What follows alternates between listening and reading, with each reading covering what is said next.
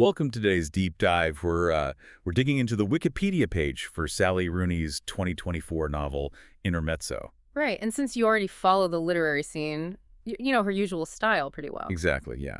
But our mission today is to really explore how a story about two grieving brothers became Ireland's fastest-selling book of 2024. And why it marks such a massive stylistic leap for a superstar author. Right. Okay, let's unpack this. We're looking at Peter, a 32-year-old human rights lawyer Yeah. who is tangled up in these messy relationships with his ex Sylvia and then a younger woman, Naomi. And then there's his brother Ivan. He's 22, completely stalled out as a chess prodigy, and dating Margaret, an arts director who Just is... 14 years his senior, yeah. Exactly. And both of them are just spiraling after the recent death of their father. And because we're so used to Rooney centering on young women, diving straight into the messy love triangles of two brothers feels incredibly different. It really does. What's fascinating here is the absolute departure this takes from her past work. I mean, this is her very first time focusing entirely on male protagonists. And the whole fraternal dynamic. Right.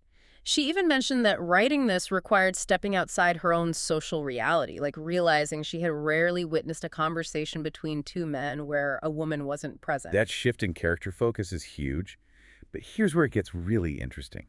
She completely changed her writing style to match it. Drawing heavily from James Joyce's Ulysses. Yes, and pairing that with a fascination for chess, the mathematical elegance of it, which she actually picked up watching online tutorials during the COVID-19 lockdowns. She uses that chess-like structure to give each character a distinctly different narrative voice. Like Peter's chapters. They're written in this choppy, staccato stream of consciousness. It almost reads like a panic attack on the page. It really does. Meanwhile, Margaret's chapters have a much slower, more deliberate pacing. You really feel their mental states. You definitely do. If we connect this to the bigger picture, you might be wondering why you should care about this specific fictional dynamic. Well, it's not just a romance. No. It acts as a mirror, reflecting how grief fundamentally reshapes family bonds.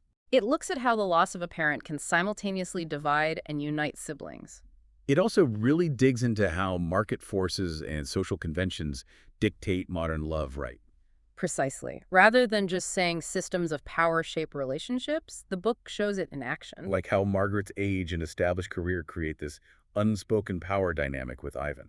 Or how Peter uses his financial stability to navigate his own messy relationships. It takes those abstract ideas about ideology versus personal behavior and turns them into tangible, very recognizable character flaws. Which probably explains why the critical reception was so layered. Right. I mean, it was widely praised. It won the 2025 Sky Arts Award for Literature. Yeah. But it definitely polarized readers. On one hand, you had reviewers absolutely praising the masterly depiction of sibling arguments. The explosive fights between Peter and Ivan feel incredibly realistic. But on the flip side, publications like Jacobin pushed back on the gender dynamics.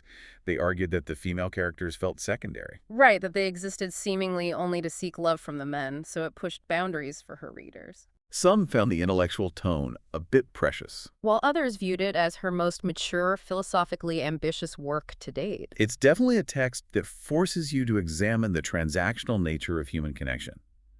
So what does this all mean?